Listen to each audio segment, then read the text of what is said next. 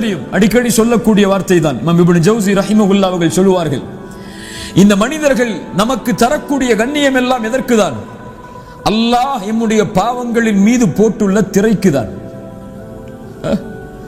அந்த திரையை அல்லாஹ் அகற்றிவிட்டால் நாம் யார் என்று மக்களுக்கு தெரிந்துவிடும். அல்லாஹ் எமக்கு இட்ட அந்த திரைக்கு தான் மக்கள் கண்ணியம் கொடுக்கிறார்கள், எனக்கு அல்ல, உங்களுக்கு அல்ல. ஏன்?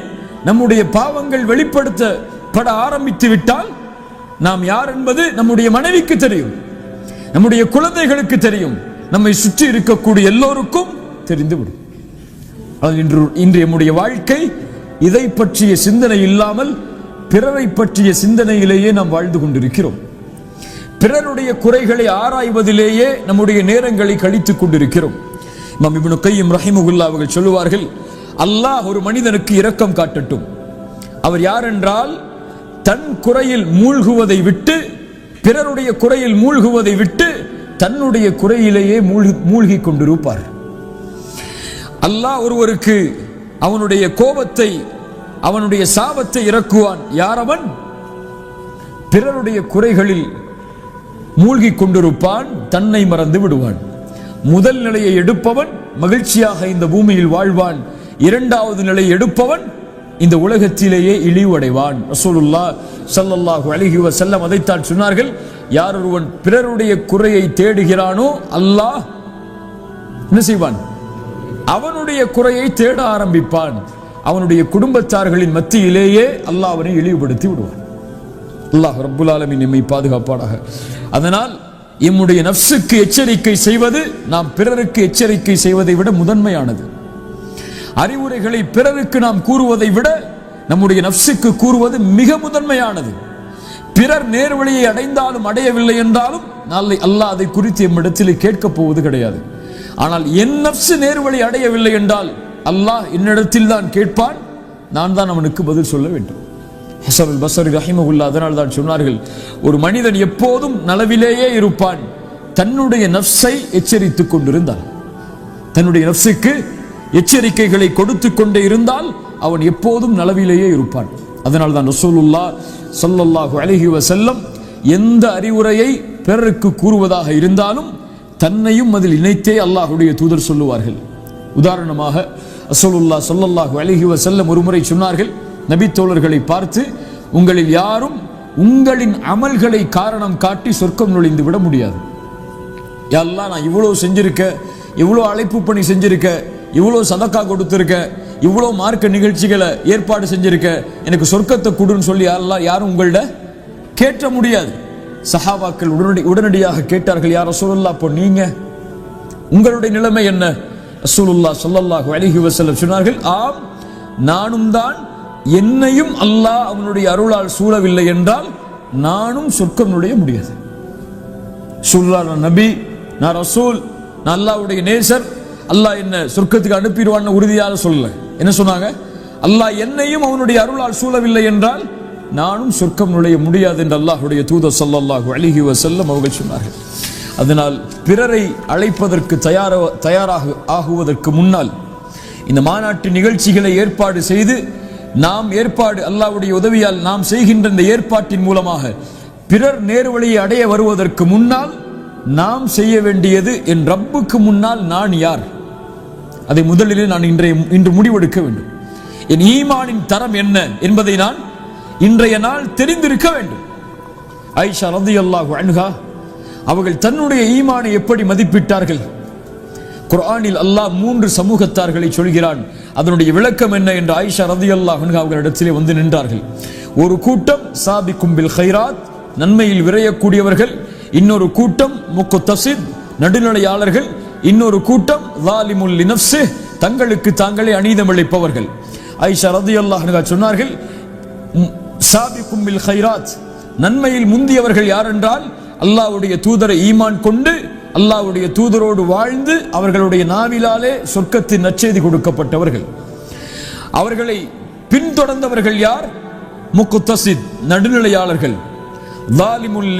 ஸாலிமுல் லினஃப்ஸி, தங்களுடைய நஃப்ஸுக்கு அநீதம் இழைத்தவர்கள் யார் என்றால் வந்த தோழரை பார்த்து சொன்னார்கள், என்னையும் உன்னையும் போன்றவர்கள். ஆயிஷா ரலியல்லாஹு அன்ஹா தன்னுடைய ஈமானை எப்படி பார்த்தார்கள்? தன்னுடைய ஈமான் அல்லாஹ்விற்கு அநீதம் இழைக்கக்கூடிய தரத்தில் இருக்கிறது என்று பார்த்தார்கள். நாம் இன்னைக்கு எப்படி பார்க்கிறோம்? ஒரு சின்ன ஒரு தாவா நிகழ்ச்சி நல்லபடியா நடந்துருச்சு, மக்கள் வந்துட்டாங்கன்னா ஏதோ பெருசா சாதனை படைச்ச மாதிரி பார்க்கிறோம். அல்லது 5 வக்து சரியா தொழுதுட்டா இன்னைக்கு மௌத்தா போனா கூட அல்லாஹ் நம்மளை ஜன்னத்துல் ஃபிர்தௌஸ் ரசூலுல்லாஹ்வோட வாழ வச்சிருவான்னு பார்க்கிறோம். அல்லாஹ் ரப்புல் ஆலமீன் நம்மை சீர்படுத்துவாராக. சஹாபாக்கள் எல்லோரும் உங்களுக்கு எல்லாம் தெரியும். உமர் இப்னுல் கத்தாப் ரலியல்லாஹு அன்ஹு யார்? அவருடைய சிறப்புகளை எல்லாம் இந்த சிறிய நேரத்தில் கூற முடியாது. சத்தியம் அவருடைய நாவில் பேசும், அவருடைய சிந்தனையில் பேசும். உமர் ஒரு தெருவில் நடந்து சென்றால் ஷைத்தான் என்னோட தெருவில் ஓடி செல்வான். எனக்கு பிறகு ஒரு நபி வருவதாக இருந்தால் லக்கான உமர், அவர் உமராகத்தான் இருப்பார். உமரே, உன்னுடைய மாளிகையை நான் சொர்க்கத்திலே பார்த்தேன். உமரே, உன்னுடைய இல்மிற்கு அல்லாஹ் சான்று கொடுத்தான், உன்னுடைய இறையச்சத்திற்கு அல்லாஹ் சான்று கொடுத்தான். உனக்காக அல்லாஹ் குர்ஆனுடைய பல வசனங்களை இறக்கி இருக்கிறான். சுப்ஹானல்லாஹ். இப்படி சிறப்பு பெற்ற உமர் ஹலீஃபாவாக அமீருல் முஃமினீனாக மாறியதற்கு பிறகும் ஹுதைஃபா ரலியல்லாஹு அன்ஹு அல்லாஹ்வுடைய தூதர் முனாஃபிக்குகளுடைய பட்டியலை கொடுத்திருந்த, மறைவான அந்த பட்டியலை கொடுத்திருந்த நபித்தோழர் ஹுதைஃபாவிடத்தில் சென்று என்ன சொன்னார்கள்? யா ஹுதைஃபா, இந்த அமீருல் முஃமினீன், முஃமின்களுடைய அமீர் என்று அழைக்கப்படக்கூடிய உமர், இவரின் பெயரும் அந்த முனாஃபிக்கின் பட்டியலில் இருக்கிறதா என்று பார் என்றார்கள். ஹந்தலா ரலியல்லாஹு அன்ஹு என்ன சொன்னார்கள்? நாஃபக ஹந்தலா, ஹந்தலா முனாஃபிக்காகி விட்டார். ஏன் ஹந்தலா முனாஃபிக்கானார்? ரசூலுல்லாஹ்வோடு இருக்கும்போது ஒரு ஈமான், ரசூலுல்லாஹ்வை விட்டு பிரிந்து விட்டால் இன்னொரு ஈமான். அபூபக்கரிடத்தில் சொன்னார்கள் ரலியல்லாஹு அன்ஹு, அபூபக்கர் ரலியல்லாஹு அன்ஹு சொன்னார்கள், அப்படியா ஹந்தலா, நானும் அந்த தன்மையில் தான் இருக்கிறேன். அபு முலைகா ரஹிமஹுல்லாஹ் தாபிஈ, சஹாபாக்களுடைய மாணவர், அவர் சொல்கிறார், 30 நபித்தோழர்களை நான் பார்த்திருக்கிறேன். எத்தனை நபித்தோழர்கள்? 30 நபித்தோழர்களை நான் பார்த்திருக்கிறேன். அவர்களிடமிருந்து பாடம் படித்திருக்கிறேன். அந்த 30 நபித்தோழர்களும் தங்களை எண்ணினார்கள் நான் ஒரு முனாஃபிக்காக இருப்பேனோ என்று. சாதாரண நபித்தோழர்கள் அல்ல. அபு முலைகா ஹதீஸை அறிவிக்கக்கூடிய அறிவிப்பாளர். அவர் யாரிடத்திலிருந்து ஹதீஸை எல்லாம் கேட்டார் என்று பார்த்தால் ஆயிஷா ரலியல்லாஹு அன்ஹா, அஸ்மா பின்த் அபி பக்கர், அலி பின் அபி தாலிப், சஅத் பின் அபி வக்காஸ். சுப்ஹானல்லாஹ். சொர்க்கத்திற்கு நற்செய்தி சொல்லப்பட்ட நபித்தோழர்கள் இவர்கள் எல்லாம். இவர்களிடமிருந்து ஹதீஸை கேட்கக்கூடிய அபு முலைகா ரஹிமஹுல்லாஹ் எப்படி என்ன சொன்னார்கள்? இந்த 30 நபித்தோழர்களும் தங்களை எப்படித்தான் எண்ணினார்கள்? தான் ஒரு முனாஃபிக்காக இருப்பேனோ என்று எண்ணினார்கள். ஹசன் ரஹிமஹுல்லாஹ் அவர்கள் அதன் காரணமாகத்தான் சொன்னார்கள், மா யகாஃபு நிஃபாக இல்லல் முஃமின், ஒரு முஃமின் தான் நிஃபாக்கை பயப்படுவான். ஒரு முஃமின் தான் நான் நயவஞ்சகனா என்று பயப்படுவான். ஒரு முனாஃபிக் நிஃபாக்கை பயப்படவே மாட்டான். ஃபஜ்ர் தொழாதவன் முனாஃபிக் என்று ரசூலுல்லாஹ்வுடைய தெளிவான சான்று இருக்கிறது. ஒரு முஃமின் தான் ஃபஜ்ர் தொழவில்லை என்றால் நான் முனாஃபிக்குடைய பட்டியலில் சேர்ந்து விட்டேனே என்று பயப்படுவான். ஃபஜ்ரை தொழாமல் எழுந்திருக்கிறான், எந்த உணர்வும் இல்லை என்றால் இவன் பயப்படவே வேண்டாம். இவன் யார்தான்? முனாஃபிக் தான். அல்லாஹு அக்பர். தவறுகளை செய்யும் பொழுது நான் நயவஞ்சகத்தில் இருப்பதால் தான் இந்த தவறை செய்கிறோம் என்ற எண்ணம் இல்லை என்றால் நாம் முஃமின் தான். நாம் முஃமினாக இருக்க முடியாது, முனாஃபிக்காகத்தான் இருப்போம். நம்முடைய சொல், நம்முடைய செயல் எல்லா நிலையிலும் வேறுபடுகிறது. யாரும் அதில் சுத்தமானவர்கள் அல்ல. நம்முடைய மனைவிக்கு ஒரு அறிவுரை சொல்லுவோம், பிள்ளைகளுக்கு அறிவுரையை சொல்லுவோம், நம்மிடத்திலே அறிவுரையை கேட்டு வருபவர்களுக்கு நாம் ஒரு அறிவுரையை சொல்லுவோம். ஆனால் நமக்கு தெரியும் அந்த அறிவுரையில் நான் எந்த அளவு இருக்கிறேன் என்று. குர்ஆனுடைய வகுப்புக்கு வரக்கூடிய நிகழ்வுகளை எல்லாம் மக்களுக்கு அனுப்பி அவர்கள் இந்த சென்டருக்கு வந்து குர்ஆனை ஓத வேண்டும் என்ற ஆர்வத்தை ஏற்படுத்துவோம்.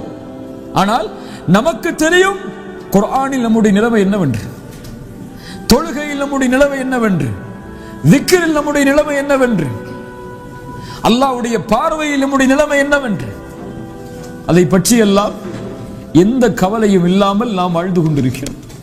தெளிவான முனாஃபிக்குகளுடைய தன்மைகளை ஒப்பிட்டு பார்த்தால் இன்றைய நம்முடைய வாழ்வின் தன்மைகளை ஒப்பிட்டு பாருங்கள், அப்படியே இருக்கும். நாம் நிஃபாக்குடைய தன்மையில் வாழ்ந்து கொண்டே அல்லாஹ் பாதுகாப்பானாக நம்மை முஃமினாக நினைக்கிறோம். ஆனால் நபித்தோழர்கள் முஃமின்களாக வாழ்ந்து கொண்டே தங்களை முனாஃபிக்காக நினைத்தார்கள். அதான் நமக்கும் நபித்தோழர்களுக்கும் உள்ள வித்தியாசம். அல்லாஹ் ரப்புல் ஆலமீன் நம்மை பாதுகாப்பானாக. இந்த தன்மையிலிருந்து எப்படி மாறுவது? ஒருவர் மாறினால் அவனுடைய வாழ்வில் எது நடக்கும்? அதுதான் இந்த நேரத்தில் நம்ம செய்ய வேண்டிய முடிவு. ஒருவன் தன்னை அல்லாஹுவை நோக்கி விரையக்கூடிய மனிதனாக மாற்றினால் 2 தன்மைகள் அவனுடைய வாழ்க்கையில் ஏற்படும். முதல் தன்மை, தன்னுடைய ரப்பை அடையாமல் நெருங்காமல் தடுப்பதற்கு உள்ள பாவங்களை விடுபடுவான். தன்னுடைய ரப்பை நெருங்குவதற்கு தடையாக இருக்கக்கூடிய பாவங்களை விட்டு விடுபடுவான். இது என்ன தன்மை? முதல் தன்மை. ஆனால் இன்று நாம் எப்படி? நம்முடைய ஆடைகள் அழகாக இருக்கிறது, நம்முடைய கல் அல்லாஹ்விற்கு முன்னால் அழகாக இல்லை. தொழுகிறோம், நோன்பு வைக்கிறோம், ஜகாத் கொடுக்கிறோம், தஅவா செய்கிறோம். இந்த வெளிப்படையான அமல்கள் எல்லாம் சரியாக இருக்கிறது. ஆனால் உள்ளம் இன்னும் பாவத்தை சுமந்து கொண்டே இதை செய்து கொண்டிருக்கிறது. அப்படியா இல்லையா? தொழுகிறோம், புறம் பேசுகிறோம். தொழுகிறோம், பொய் பேசுகிறோம். தொழுகிறோம், பிறர் மானத்தை பற்றி பேசுகிறோம். தொழுகிறோம், பிறர் குறைகளை வெளிப்படுத்துகிறோம். ஆனால் தொழுகிறோம். எது மேலானது? இப்னு தைமியா ரஹிமஹுல்லாஹ் அவர்களிடத்திலே அழகிய கேள்வியை கேட்டார்கள். ஒரு மனிதன் இஸ்திக்ஃபார், பாவ மன்னிப்பை கேட்கிறான். ஒரு மனிதன் அல்லாஹ்வை புகழ்கிறான். இதில் இந்த இரண்டில் எது சிறந்த அமல்? இது சிறந்த அமல்? பாவ மன்னிப்பா அல்லாஹ்வை புகழ்தலா? பாவ மன்னிப்பா அல்லாஹ்வை புகழ்தலா? இப்னு தைமியா ரஹிமஹுல்லாஹ் உதாரணத்தோடு சொன்னார்கள். ஏன் பாவ மன்னிப்பு சிறந்தது தெரியுமா? ஒரு மனிதனுக்கு ஆடை இருக்கிறது, அந்த ஆடை அழுக்காக இருக்கிறது. அதன் மேலே நறுமணங்களை பூசுகிறான். இது எதற்கு சமம்? பாவங்களில் உள்ளவன் தஸ்பீஹ் செய்வதற்கு சமம். ஒரு மனிதனுக்கு ஆடை இருக்கிறது, அழுக்காக இருக்கிறது. அவன் நறுமணம் பூசுவதற்கு முன்னால் முதலில் அதை துவைத்து சுத்தம் செய்கிறான். அதற்கு பிறகு நறுமணம் பூசுகிறான். இது பாவங்களிலிருந்து விடுபட்டு பாவ மன்னிப்பை கேட்டு அல்லாஹ்வை நெருங்கி நன்மைகளை செய்கிறார். இவர்கள்தான் அல்லாஹ்விற்கு விருப்பமானவர்கள். இவர்கள்தான் அல்லாஹ்விற்கு விருப்பமானவர்கள். இன்ன ஸலாத்த தன்ஹா அனில் ஃபஹ்ஷாஇ வல் முன்கர், தொழுகை மானக்கேடான